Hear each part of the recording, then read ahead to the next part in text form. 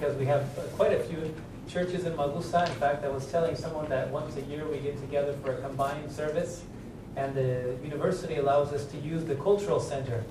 Last time when we did it, there was about 700 people in Magusa. Of course, majority of them were from Nigeria, and Zimbabwe, and all the rest of Africa. And so it was a real joy, and I hope that maybe someday you guys can do something similar here in the Posha. The body of Christ is a beautiful thing, and it's growing, and we're really praying and hoping that the body of Christ will also include people from Cyprus, Turkish and other nationalities, people who come here as students. And we rejoice in the opportunity we've had to share the gospel with many, many Muslim background people, Syrians, Iranians, Iraqis, Palestinians, Egyptians, who have come to the island to study. And we have a Bible study with them every Saturday night. So if you think of it, pray for us. And pray that the Lord will make all of you a light as well where you are. The Lord has brought you here for a purpose, I'm sure. Some of you know that I write books. And if you've seen the book that I wrote on Dear Muslim Friend, it's a book that we can give to Muslim friends that we have to share the gospel, also for ourselves, to prepare ourselves. I have a couple copies, but I think maybe Pastor James will get a box of them and make them available to anybody who would like them from the Kosha Protestant Church. Now, the topic today, decision making, it's an important subject because it changes everything. It really does. It makes all the difference. I don't know if any of you have watched Indiana Jones. Or is that too old of a movie? Indiana Jones? Yeah? Okay, come on. Anybody else? Indiana Jones? It's not that old. Okay? There was the search for the lost chalice or something. Remember the cup from which Jesus drank at the Last Supper? And so Indiana Jones is going through caves and across forests and deserts, and he's trying to find the lost chalice which Jesus drank at the Last Supper. At the very end, he goes into Petra, which is ancient Edom in the land of Israel. And they go in through this cave, remember? And there's knives coming back and forth, and wild animals and precipices. And they finally get into this cave, and there's all these cups, hundreds of them. And there's this old man that comes out. I don't know if he was supposed to be the Apostle John or Peter or something, but he's really old. He's crusty. And so he's got this long beard. And he says to him, one of these cups is the Holy Grail. You must choose wisely. Remember that? You must choose wisely. He says, if you drink from the wrong one, you will die. And in fact, there's another man who comes in there with Indiana Jones, and he goes for the Holy Grail that he thinks is the most spectacular, real big chalice, and he grabs that, fills it with wine, chugs it down, and then next thing you know, he's falling apart, he's disintegrating, right? And so then, of course, the old apostle turns to Indiana Jones and says, you must choose wisely. Yes? And he says to the man who had died, he said, he has chosen poorly. Yeah? Well, we often think in terms of one big decision and think that our life is sometimes hinges on one decision and that our life will be ruined by one particular decision we might give. Well, the good news is that's not usually the case. It's not usually one decision that makes all the difference. It is a series of decisions that take us one direction or another. Okay? Think about it today, even as you leave this room. You will make a series of decisions. Should I walk down this staircase or that staircase? Should I go through this door or that door? Should I walk this direct right or left? Do I go here? Do I go there? And your whole life from that point on is changed. Because on this road you may meet somebody. On that road you may have an accident. On the other road you may get run over by a car. You know, anything can happen on any one of those particular roads, and your life is going to change the moment you step out of this door. By every single decision that you make. You see? And so a decision is not like a grenade that blows up. It's all done instantaneously. It's much more like a train. And it takes different tracks. And they link up one to another. And this is what takes you one direction or the other. So instead of focusing on any one particular decision and being afraid, did I make the wrong decision? Let's think in terms of all the little decisions that make up the big decision. Let's think about how to learn to make healthy decisions, even in the small matters. Because it's the small decisions that make the difference. It's the small decisions that take us somewhere. Let me give you an example. Have you ever heard of people say, I fell into sin again? Or, such and such a person fell into adultery. Okay? When adultery is not something that you're walking along and you fall into adultery. That doesn't happen. Adultery happens months, years in advance. You don't fall into it. It's not a hole in the ground. You prepare yourself for it. And slowly you condition yourself. And next thing you know, you are little by little moving towards adultery until finally there is that opportunity that Satan puts before you and you fall. But you've been falling all along. You've been sliding all along. And all of a sudden you realize you're at the bottom. A good example of that is David. You remember his story with Bathsheba? He was a man after God's own heart. And yet, he made some very simple decisions. Okay, this is very interesting. Because it says in the chapter where he has adultery with Bathsheba, remember how it starts? He says, in the season that the kings go to war, David stayed home. That was the first decision. He was supposed to be at war. He was supposed to be at the head of his country. He was supposed to be serving his country. That was his job. Okay? What did he do? He stayed home. Little laziness. Nothing big. Small decision. And then it says, in the evening, he got up from his bed. Who gets up from bed in the evening? I hope none of you do. You're supposed to get out of bed in the morning. Preferably before 12. Okay? It's a good habit to get into, by the way. Okay? Because life works that way. People get up at 6, 7 in the morning. Okay, so he instead, it means he was laying around, lazing around all day. Comes about 4 or 5 o'clock. He's rolling one way and the other in bed and realizes, I should get out of bed. What does he do?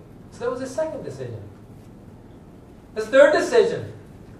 Let's go up to the roof and look around. See what's happening in town. He goes up to the roof and he's looking around. Third decision. All very small decisions. Nothing huge. And as he's looking around, he's going, whoa, give me the binoculars. And what's going on? A woman is bathing. He makes a decision. He makes a decision. I remember one of my teachers said, to look once is not sin. But to look twice, that's when sin begins. You may see something, and it might not be something good. That's not sin yet, because it's not your fault. But to do this and look again, that's when sin begins. That's the choice, to look back, and to keep going, and to desire. And that was the third or fourth choice now. He looked, and then he calls one of his servants. And you see, we know the rest of the story. He went on to commit adultery with Bathsheba. Later, to cover it up, he killed one of his best friends, the husband of Bathsheba. And then the child dies. And after the child dies, his own son Absalom and Tamar and his older brother commit the same sin. Okay? And it's kind of like a snowball. And where did it start? Small decisions along the way that led to huge, gigantic, terrible sins. So, it's not all the big decisions. We want to talk about how to make the small decisions and making the decisions properly. We need to ask some questions as we begin, though. The first one is, do we have a real choice? I mean, is a choice, any choice that we give, is it real? Or is it just part of some great cosmic plan? You know, many people, including many of your Muslim friends, because I deal with them regularly, I know this, they believe in what they call qadr. Qadr means that God has written your life out for you. and you merely are an actor on the stage and the script is already prepared. And so you have to do these things. Now, they will say, God allows you to feel like you are making your own decisions. But the reality is that He's made the decisions for you. And so as life plays out, there are times when a Muslim will come before a judge and he has killed someone. And the judge says, why did you do this? And he'll say, Qadr. God wrote it. And that's, in many ways, how they view life. Okay? God, or Allah, has desired it beforehand. Is that what the Bible teaches? Well, we look right at the beginning. There was obviously a choice right at the very beginning given to man and woman. They had a free will. Now, once they sinned, that will was no longer entirely free. Now it was a will that was bent towards sin. And yet the choice remains. The choice factor remains. Because the Bible repeatedly tells us, urges us, instructs us to choose. I'm sure you've looked at the passage today, Deuteronomy chapter 30, verse 19. Choose life. Now that's a command. You have a choice. Choose life. We'll look at this later. Joshua tells the people of Israel, choose whom you will serve. Elijah says to the people of Israel, who will you serve? Choose today who you will serve. Baal or Yahweh. So there is a choice, and it is a real choice. How do we know it's a real choice? Because we're going to be held accountable for this choice. If we were to believe in something like Qadr, when we come before God and He's to judge us, how could He possibly judge us? He would have to judge Himself, because He is the one who was chosen to sin on our behalf. And yet that's not fact. The fact is that we make those choices and we will be held responsible for each one of those choices. Okay? So we do in fact have a real choice. It's a very real choice. The second question is, do our choices change anything? I mean, can we really change anything in the universe besides the direction of our own life? That's sometimes a difficult thing. For example, we pray, and yet we believe in a sovereign God. He knows everything. He's ordained certain things. Does that mean that there's no reason to pray then? Again, if there wasn't any reason for praying, then God would not encourage us to. There's a great example in Exodus chapter 32, where the people of Israel have sinned terribly. And God says, listen, Moses, I'm just going to destroy all these people and I'm going to make you a new nation. Okay? And Moses says, hold on. No. He says, please, God, you've promised Abraham and Isaac and Jacob that you would raise up a family, a people for their name. It's for your name's sake that you brought them out of Egypt. Please spare them. Please forgive them. And Moses spends a great deal of time there supplicating God, asking Him, begging Him to change his mind. And you know what it says at the end of that chapter? God changed his mind. Now that's a remarkable verse. Now does that mean that God is no longer sovereign? No. God knew all along what He was going to do. But it's there to underline the fact that Moses' pleading with God changed something. God wanted him to do that. And God was pleased by his intercession for His people. Indeed, our will, our choice. Moses could have said, yeah, this people, they are a mess. Get rid of them all. I'll start again. Okay, start with me. That could have been his choice. But he chose instead to supplicate God. So our choices do change things. There are many examples of choice in the Bible. The first and most important choice, obviously, is the choice that Adam and Eve gave in the Garden of Eden. Now again, going back into that chapter, let's not imagine that all of a sudden they made a choice and this choice ruined all humanity. There was a build-up up to that. And if you notice, reading through chapter 3, first, Satan was very careful not to approach the man, he approached the woman. Because the man is the leader in the marriage, in the household. And Satan knew that. So he approached the woman. And then what did he do? He started sowing doubt in her heart. Did God really say that you couldn't eat from any of these trees? You know, how cruel is that? What kind of God does that? And she said, well, no. He said we could eat, but not from this tree. He starts confusing her. And she starts dialogue with him. And it's in this dialogue that all of a sudden she is lured in. And not just Eve, but Adam. Because it says in that chapter that Eve gave from the fruit to her husband who was with her. He made a choice. He made a choice to say nothing, to not intervene. He was the leader. He should have said, oh, wait a second, Satan or serpent or whoever you are, what are you doing here talking to my wife? Why are you trying to confuse us and sow seeds of ignorance and doubt into our heart? No, we don't want to talk with you. Instead, he was passive. And it says in later chapter 3, because you listened to the voice of your wife, you are also condemned. And so there were many choices leading up into that great choice. And we know just how that has affected humanity. But let me take you beyond that to another choice that's also very interesting, and that's Genesis chapter 4. In Genesis chapter 4, we find this time the first son of Adam and Eve, Cain and Abel. Now, God had commanded and had actually showed them how they should approach him with a sacrifice. Cain was a bit rebellious. Abel was obedient. And Abel provided a sacrifice of a lamb, just as God had shown them. And yet Cain said, no, I have fruit, vegetables. Why go go and get a lamb for my brother, or do the way God desires? I'll do it my own way. And so at the end of this, obviously God is not pleased with his sacrifice. And then the Lord said to Cain in verse 6, why are you angry? And why has your countenance fallen? In other words, he was visibly upset and frustrated. If you do well, now this is the language of choice. He has a choice now. If you do well, will not your countenance be lifted up? And if you do not do well, sin is crouching at the door. And its desire is for you, but you must master it. You see, it's very clear that Cain has a choice. God says there's two ways.